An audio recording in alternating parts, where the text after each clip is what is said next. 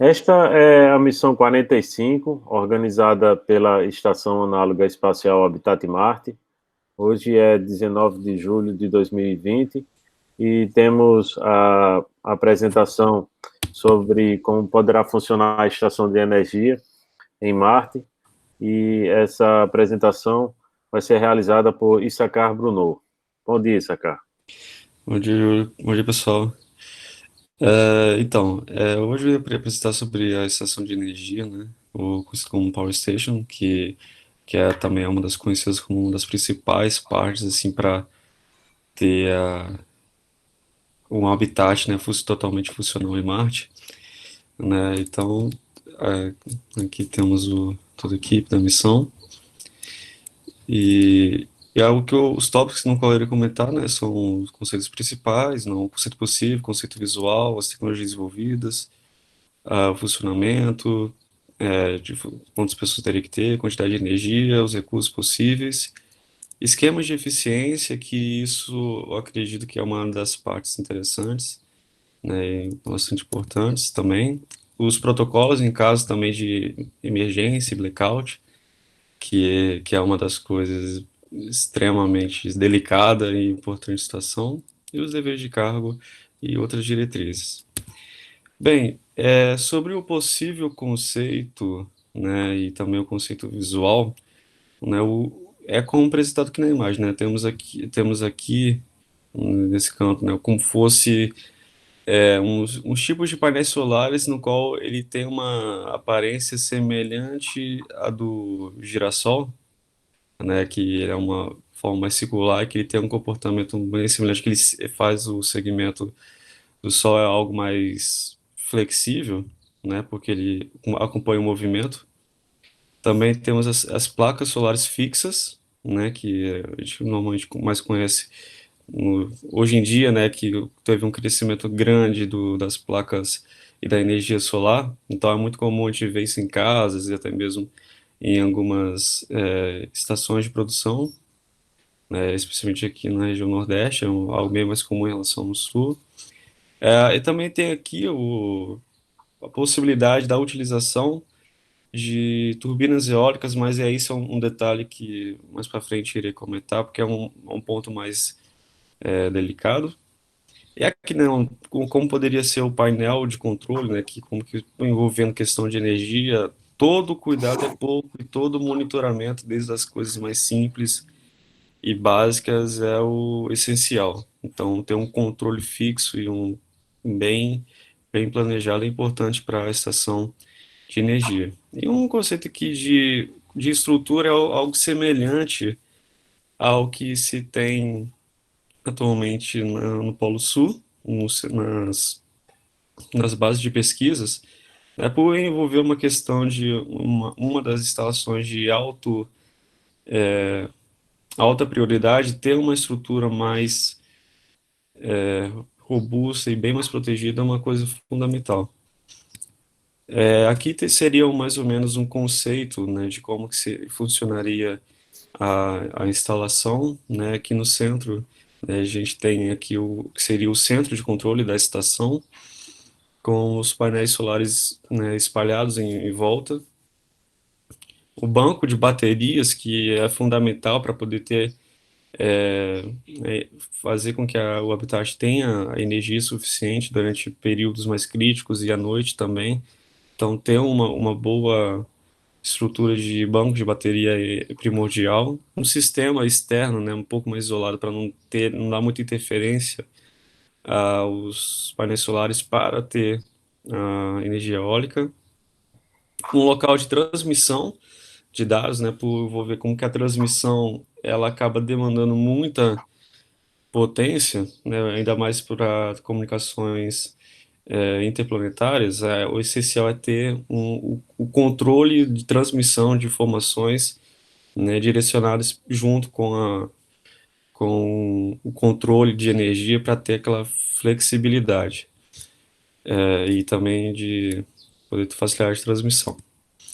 As tecnologias envolvidas, né, a gente pode citar aqui de uma forma mais geral, que são a utilização de cápsula semelhante a usados no Polo Sul ou de estruturas semelhantes, né, de módulos de foguetes, painéis solares, turbinas eólicas, baterias de alto armazenamento, né, até falam de hidrogênio, um tipo de bateria de hidrogênio que acabam comentando, cabos de transmissão blindados e de alta isolação, né, como que é um ambiente extremo e de podendo ter tempestades, né, de poeira e outras interferências, né, ambientais, climáticas. Então, ter um sistema, cabo de transmissão blindado de alta isolação é primordial, ainda mais sendo subterrâneos para ter uma melhor segurança. Inversores DC e AC, né, que é para poder transformar a energia dos painéis solares e também da energia eólica que vem como corrente contínua e transformar para corrente alternada, porque a maioria dos equipamentos necessitam, né, da corrente alternada para utilizar, e transformadores para ter uma baixa tensão, para até mesmo elevar, para usufruir como motores e outros tipos de equipamento. Antenas de transmissão, equipamentos de instrumentação, que é tanto para fazer uma manutenção, verificação de tensão corrente em cada ponto, e equipamentos de reparo e monitoramento.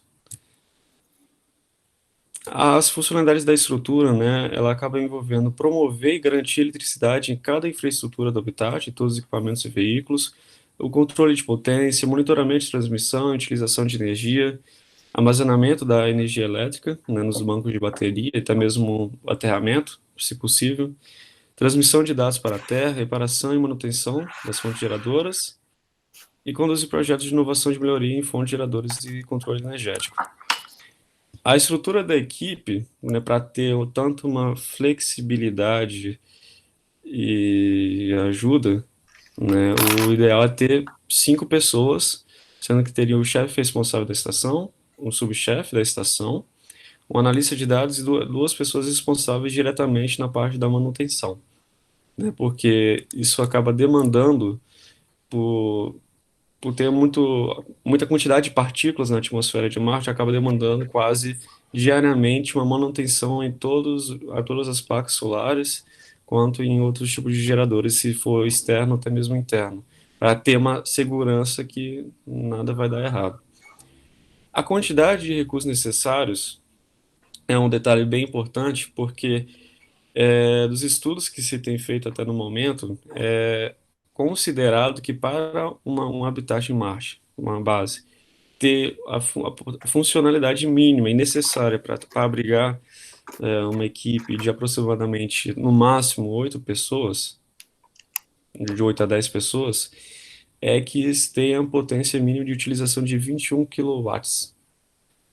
Então, para poder suprir essa demanda que é relativamente grande, dependendo da habitação, seria necessário em torno de 120 placas solares de 500 watts. Por que acaba...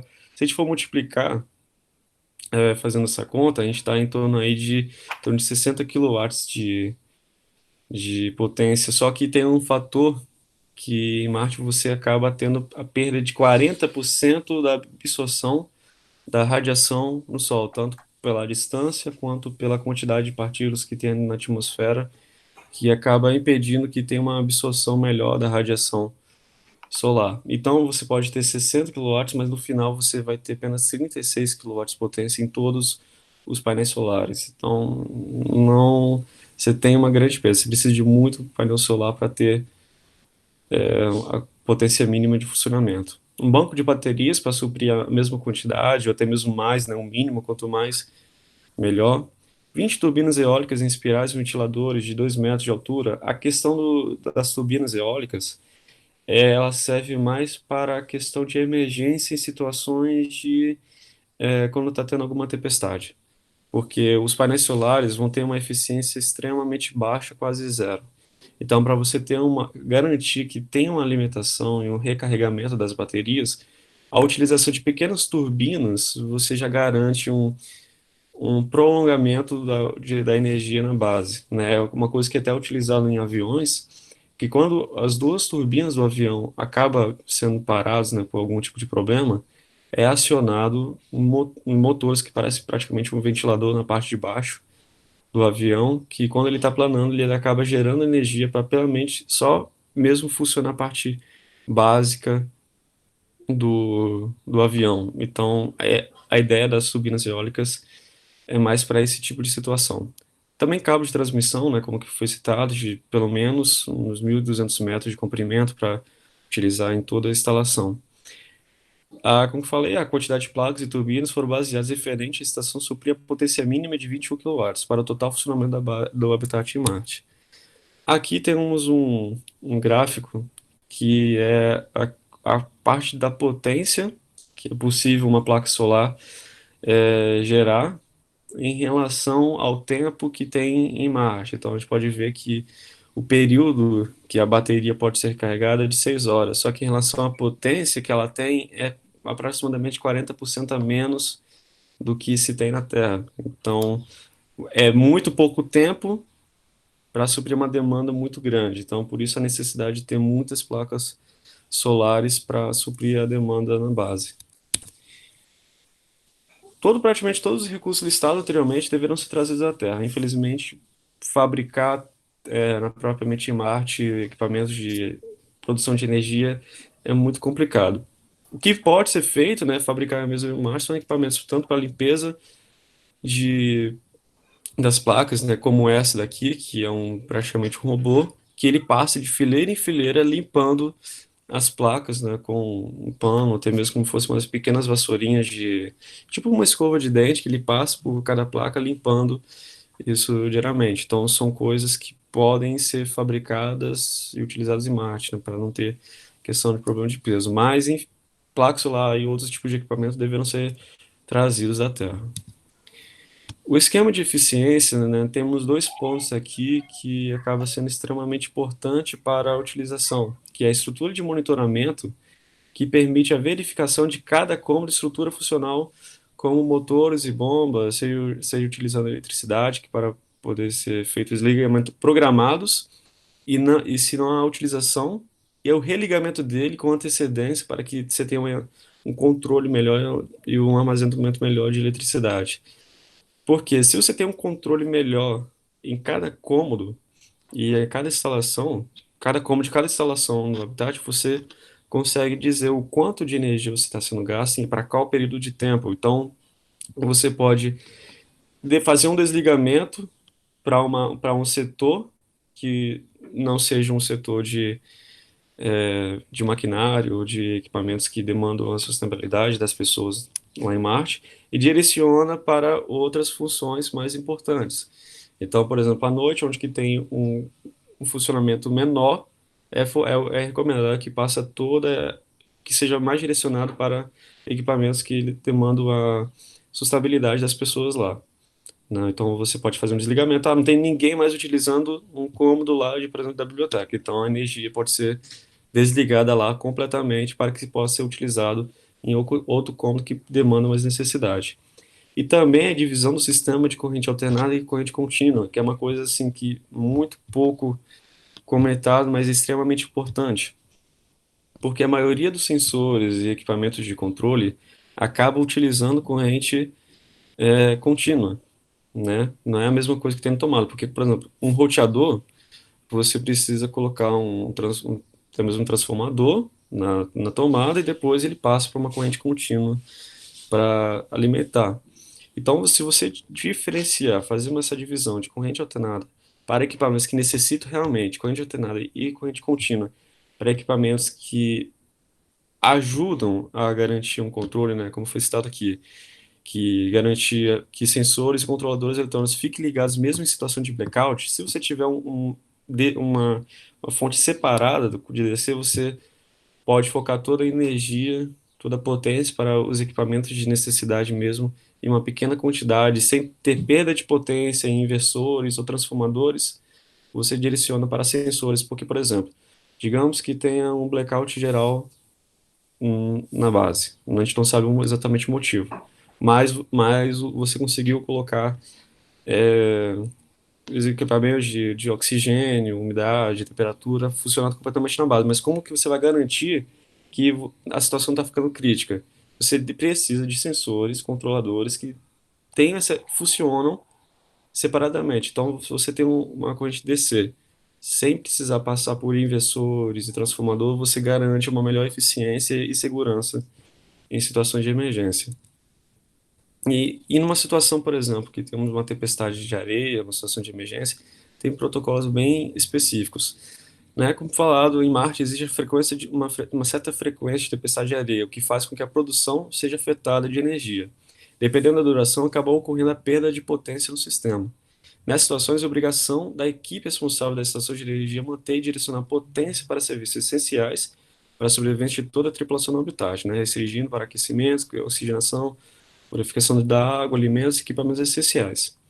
E, ao mesmo tempo, manter o backup de energia nas baterias por um longo tempo. Então, não adianta perder a produção, mas utilizar toda a energia nas baterias, porque vai acabar muito mais rápido do que... E você não sabe quando que vai acabar, né, a tempestade. Então, e também acaba sendo essencial dar assistência para as outras instalações, monitorar o consumo em cada uma, fazer limpeza das placas, se possível, dependendo da situação e condições da tempestade. Quando tendo robô é mais fácil, mas se o robô parar também, é possível, dependendo, é possível um ser humano ir lá fazer limpeza. Se não, então melhor não arriscar. Utilizar outras fontes geradoras, se houver necessidade, como geradores de a combustão. Transmissão das informações à base central e para a Terra, para manter a comunicação e aviso. E criação de protocolo junto à equipe de engenharia para alguma ideia precisa ser feita imediatamente, então a equipe de engenharia entra junto para poder suprir aquela demanda e aquela necessidade. A responsabilidade, né, do chefe da estação de energia, né, se baseia em criar relatórios diários do comportamento da distribuição e armazenamento e geração de energia, criação de protocolos para verificação do sistema de substâncias da vida, eles atestam nos painéis solares, usinas eólicas, baterias e demais geradores. Né, também envolve garantir o estoque de energia para as missões de longa duração e para situações de emergência, né, como falado. Não adianta gastar toda a energia, sendo que você não sabe até quando vai acabar a situação. E realizar teste e investigação para novas fontes, né, de produção de energia. E também uma fonte de orientações para outras instalações para poder trabalhar em equipe, né, também se baseia em estabelecer protocolos diários, né, para chamadas para cada um verificar qual é a situação de cada um, ver se não tem algum problema, informar outras instalações imediatamente na ocorrência de um problema ou falha no sistema, seguir diretrizes da produção de energia e do banco de baterias para uma melhor segurança, ou seja, todo dia tem que ser feito uma verificação nos geradores de energia e na bateria para que eu ocorra nenhum problema. Todo dia, pelo menos umas 3 vezes no dia, para ter um controle. Entrar em contato com a com a estação de energia na ocorrência de qualquer falha ou problema elétrico. É essencial. E a gente pode dizer aqui, né, algumas atividades a serem aplicadas na Terra, que é uma forma de treinamento, e até pode ser feito, né, na estação, né, é o quê? Ter o conhecimento dos mapas de irradiação em Marte, em diferentes partes do globo, porque se a gente tem um conhecimento de qual região em Marte tem uma melhor radiação, a gente consegue fazer uma base lá que tenha a energia solar possa durar por mais tempo. Então é interessante ter o conhecimento disso, né, antes de aplicar, né, antes de decidir qual local em Marte para fazer a base. Aplicar a divisão de sistemas de corrente alternada e corrente contínua para uma melhor e melhor autonomia de sistemas, né? Pode ser tanto aplicado na base mesmo, né? Como, por exemplo, aqui daquela case, em vez de ela utilizar corrente alternada, ter um controle para funcionar basicamente para controle de corrente contínua, para não ter nenhuma perda, né, no sistema, como foi falado, até mesmo a criação de protocolo de monitoramento, né, dispositivos para monitorar se cada cômodo está tendo energia, quanto está sendo o consumo de energia, para você ter esse melhor dimensionamento. E também estudar e desenvolver novas fontes de energia sustentável e de fácil envio para missões tanto na Terra quanto para em Marte, né? Então, criar novos geradores de energia que sejam mais tanto sustentáveis quanto de fácil manuseio e manutenção. E é isso, né? Essas são as referências e é isso. Alguém tendo alguma pergunta? Estou aberto. É, parabéns, Saka, pela apresentação. Eu tenho, assim, foi bastante completa. Nós temos aí dois astronautas que chegaram na Estação Internacional, que inclusive eles foram transportados pela cápsula da SpaceX, né? Uhum. E uma das atividades que eles realizaram essa semana foi a troca das baterias, ou de parte das baterias da Estação Internacional. Então, eu queria que você comentasse, tipo assim, sobre novas tecnologias de baterias que estão desenvolvendo também, de repente, essas baterias que de repente tenham sido instaladas lá na Estação Internacional, e o que é que será que pode acontecer em termos de futuro, né, de baterias mais eficientes, porque talvez isso fosse um componente fundamental também para o funcionamento, né, tanto a questão das operações, né, na estação. Não, sim, realmente. É que atualmente, né, nós temos várias fontes, né, de linhas de pesquisa de baterias e ainda que continua sendo assim, uma melhor, realmente melhor eficiência, né, questão de manuseio, ainda continua sendo a bateria de lítio. Mas já tem alguns outros estudos, né, que até posso colocar, né, escrever, acrescentar mais informações assim, né, o uso de baterias baseada em hidrogênio, mas um outro elemento, no momento agora esqueci, que tem uma melhor performance, uma duração e armazenamento de energia muito maior do que a de lítio. Então, essa necessidade também de troca de bateria, uma manutenção, é uma coisa que deve ser constante realmente. Então, por exemplo, tendo uma base, sim, o envio, a manutenção, a verificação de status da bateria e a prolongação é algo assim bem essencialmente importante. Então assim, o ideal, né, para somente uma linha de pesquisa, né, é procurar ver quais são os tipos de materiais, né, aí vai para a área de ciência dos materiais, né, para identificar qual tipo de material possui um melhor comportamento para eficiência de energia. Então, assim, realmente tem muitas linhas de pesquisa para essa parte de produção e armazenamento, mas assim, o foco acredito que realmente seja nessa parte do armazenamento, né, para ter uma garantia melhor.